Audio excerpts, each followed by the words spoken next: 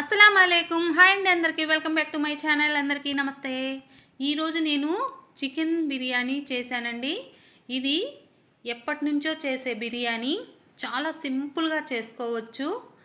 అది కాక ఫస్ట్లో ప్రతి ఒక్కరూ బిర్యానీ అంటే ఇదే ప్రాసెస్లో చేసేవారు. ఇప్పుడంటే రకరకాల పద్ధతుల్లో బిర్యానీ చేస్తున్నారండి. ఇదైతే చాలా సింపుల్, చాలా త్వరగా అయిపోతుందండి. చేసుకోవడం కష్టం అనిపించదు. చూడండి, ఇప్పుడు కూడా ముస్లిం దావత్లలో ఎక్కువ ఈ స్టైల్లోనే బిర్యానీ చేసి పెడుతుంటారు. చూడండి, దీనికి ముందుగా గిన్నె పెట్టుకొని ఇందులో నేను కొద్దిగా ఆయిల్ వేశాను, తర్వాత నెయ్యి వేసుకున్నాను. 2 వేశానండి. ఇందులో చెక్క, లవంగాలు, యాలకులు, మరాఠీ మొగ్గ, ఇంట్లో ఏమేమి ఉన్నాయో అవి వేశాను. బిర్యానీ ఆకు నేను చాలా తక్కువ వాడతానండి. అందుకే నేను అసలు బిర్యానీ ఆకు ఎప్పుడు వేయలేదు.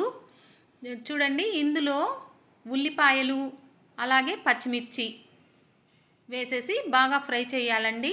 మీరు బిర్యానీ ఆకు మీరు ఏమేమి వేయాలో అన్నీ వేసేసుకోండి.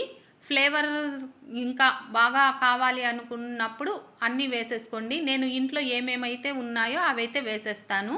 చూడండి, ఇది బాగా ఫ్రై అవ్వాలండి. ఈ ఉల్లిపాయ, పచ్చిమిర్చి బాగా ఫ్రై అవ్వాలి. ఇందులో కొద్దిగా అల్లం వెల్లుల్లి పేస్ట్ అండి. ఇది కొద్దిగా ఫ్రై అయిన తర్వాత నేను కొద్దిగా కొబ్బరి పేస్ట్ కూడా వేసుకుంటాను. మీరు వద్దు అనుకుంటే వేయకండి. నేను మాత్రం కొద్దిగా. ఇది మా అత్తయ్య అండి, అంటే మా మేనమామ వైఫ్ అన్నమాట. ఆ అత్తయ్య దగ్గర అయితే ఈ బిర్యానీ నేను ఫస్ట్ నేర్చుకున్న బిర్యానీ అండి ఇది. చూడండి, ఇప్పుడు ఇందులో టమోటా వేసేసేయాలి. టమోటా కూడా కొద్దిగా మగ్గాలండి. ఈ బిర్యానీ అయితే టేస్ట్ చాలా బాగుంటుందండి. సింపుల్గా త్వరగా అయిపోతుంది. చూడండి, ఇందులో కడిగి పెట్టుకున్న చికెన్, ఈసారి స్కిన్లెస్ చికెన్ అండి. మేము ఎప్పుడు కూడా స్కిన్నే వాడతాము, కానీ ఈసారి స్కిన్లెస్ తీసుకొచ్చారు. స్కిన్లెస్ కాబట్టి చూడండి, పీస్ బాగా కనపడుతుంది. మా ఇంట్లో ఎక్కువ స్కిన్ తింటారండి, అందుకని మేము ఎక్కువ స్కిన్నే తెచ్చుకుంటాము. స్కిన్లెస్ చాలా తక్కువ అండి. ఇంటికి ఎవరైనా వచ్చినప్పుడు మాత్రమే స్కిన్లెస్ తీసుకొస్తారు. చూడండి, ఇదైతే పెరుగు మీద మీగడండి నేను వేసింది. ఇప్పుడు ఈరోజు వచ్చిన పెరుగు మీద మీగడ సపరేట్గా తీసి పెట్టి ఇందులో వేసేసాను. ఇందులోనే కొద్దిగా పెరుగు కూడా వేసుకోవచ్చండి. నేను కొంచెం పెరుగు కూడా వేశాను తర్వాత. చూడండి, పుదీనా అలాగే కొత్తిమీర కూడా వేసేయాలి ఇందులోనే. చూడండి, వేసేసాను కొత్తిమీర కూడా. ఇప్పుడు ఇందులో మనము కొద్దిగా పసుపు, కొద్దిగా కారం, ఉప్పు అన్నీ వేసేసేయాలండి. ఈ కర్రీకి సరిపడా వేసుకోవాలి. చూడండి, కారం కాకపోతే ఎక్కువ కారం కాకుండా, మనము స్పైసీ ఎక్కువ కావాలి అనుకుంటే ఇంకొంచెం ఎక్కువ వేసుకోవచ్చు. అంత స్పైసీ వద్దు అనుకుంటే కొంచెం తగ్గించి వేసుకోవచ్చు కారం అయితే. చూడండి, నేను కొంచెం మీడియంగా ఉండేటట్లు మరీ స్పైసీగా కాకుండా వేసుకున్నాను. ఇందులోనే ఉప్పు అండి, అంటే ఈ చికెన్కి సరిపోయేంత ఉప్పు వేశాను. ఇది కొంచెం ఉడికించుకోవాలండి. ఈ పీసెస్ మొత్తం కొంచెం ఉడకాలి. లేకపోతే మనము ఎసురు ముందుగానే వేసేస్తే ఈ పీసెస్ బాగా ఉడకవండి. చూడండి, కొంచెం ఉడకనివ్వాలి. పెరుగు వేస్తున్నాను కొంచెం. మీరు కావాలంటే ఇంకొంచెం ఎక్కువ పెరుగు అయినా వేసుకోవచ్చు. పెరుగు ఎక్కువ వేయడం వల్ల ఇబ్బంది ఏం లేదు. నేను ఆల్రెడీ మీగడ వేశాను కాబట్టి కొద్దిగా పెరుగు వేశానండి. ఇది మొత్తం కొంచెం ఈ పీసెస్ కొంచెం ఉడకాలండి. మరీ మెత్తగా ఉడికేంత వరకు ఉంచకూడదు. కొంచెం ఉడికిన తర్వాత మనం ఇందులోనే ఎసురు వేసేసేయాలి. చూడండి, ఈ బిర్యానీ అయితే టేస్ట్ చాలా బాగుంటుందండి. చూసారా, కొంచెం ఉడికింది, మనకు తెలిసిపోతుంది ఉడికిందా లేదా అనేది. పట్టుకొని అవసరం లేదు. ఇప్పుడు ఎసురైతే వేసేసేయాలి. ఈ చెంబుతోటి 2 చెంబులు అయితే రైస్, నేను బాస్మతి రైస్ కడిగి పెట్టుకున్నాను. దాంతో ఇప్పుడు నేను 3 చెంబులు వాటర్ అయితే వేసేసానండి. ఇప్పుడు ఆ ఎసురులోకి సరిపోయేంత ఉప్పు మళ్ళీ వేసుకోవాలి. ఎక్కువ కాకుండా కొంచెం తగ్గించి వేసుకోండి. ఆల్రెడీ వేసున్నాం కాబట్టి.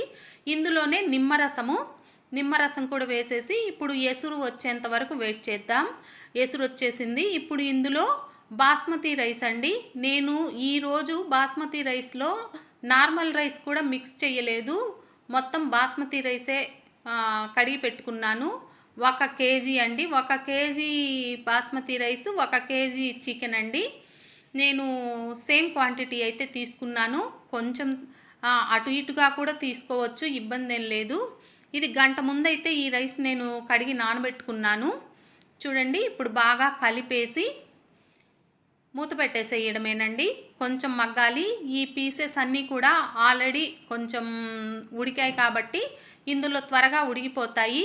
చూడండి, ఉడుకుతుంది. మధ్యలో ఒకసారి కలిపేసి వదిలేద్దాము. ఇలా అన్నామనుకోండి, రైస్ పైకి వచ్చి వాటర్ కిందికి వెళ్ళిపోయి బాగా మగ్గుతుందండి బిర్యానీ అయితే. ఇప్పుడు సిమ్లో పెట్టేసేయాలి. చూడండి, అన్నము మగ్గుతుంది. ఇంకా కొంచెం మగ్గాలండి. కొద్దిగా ఫుడ్ కలర్ అయితే వేస్తున్నాను. మీరు కావాలంటే వేయండి, లేకపోతే అవసరం లేదు. నేను కొద్దిగా కలర్ఫుల్గా కనపడటం కోసం వేస్తున్నాను. నార్మల్గా నేను ఫుడ్ కలర్ చాలా తక్కువ వాడతానండి. ఇప్పుడు కలర్ఫుల్గా కనపడటం కోసం మాత్రమే నేను ఫుడ్ కలర్ అయితే వేస్తున్నాను. చూడండి, నేను గిన్నె సైడ్కి పెట్టుకుంటూ మగ్గిస్తానండి. అప్పుడు బాగా మగ్గుతుంది. సెంటర్లోనే కాకుండా రౌండ్గా తిప్పుతూ గిన్నెని సైడ్కి పెట్టుకుంటూ మగ్గిస్తాను. చూడండి, ఇలాగ మగ్గిస్తానండి. చూడండి, అలా అయితే బాగా మగ్గుతుందండి. అదే కట్టెల పొయ్యి మీద అయితే ఇలాగ తిప్పనవసరం లేదు. ఈ స్టవ్ మీద అయితే మాత్రం నేను సైడ్కి పెట్టుకుంటూ తిప్పుకుంటూ గిన్నెని అన్నం మగ్గిస్తాను. మగ్గిపోయిందండి రైస్ అయితే. చూడండి, బాగా పొడి పొడిగా వస్తుందండి. ఎందుకంటే మనము కరెక్ట్ క్వాంటిటీ అయితే వేసాం కాబట్టి. చూడండి, దీన్ని మనము ప్లేట్లోకి అయితే తీసేసుకుందాము. చూసారా, కలర్ఫుల్ బిర్యానీ రెడీ అయిపోయింది. ఇది టేస్ట్ చాలా బాగుంటుందండి. మీరందరూ కూడా తప్పక ట్రై చేయండి. Thank you so much.